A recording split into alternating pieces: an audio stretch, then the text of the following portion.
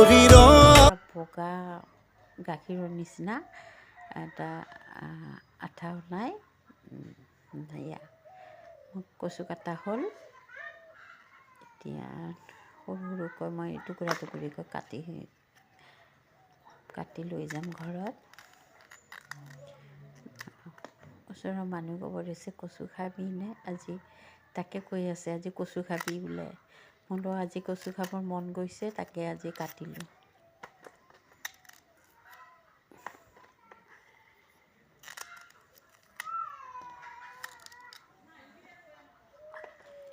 কচু এনেও খাবলৈ ভাল।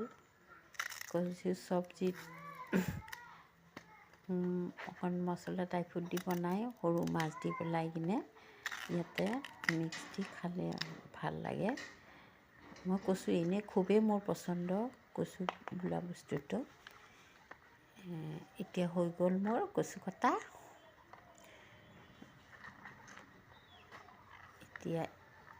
এতিয়া আপোনালোকক মোৰ কচু কটা হৈ গ'ল, মই এতিয়া লৈ যাম। ইয়াতে এয়া চাওক কচু, ইয়াতে থলোঁ। Bye bye.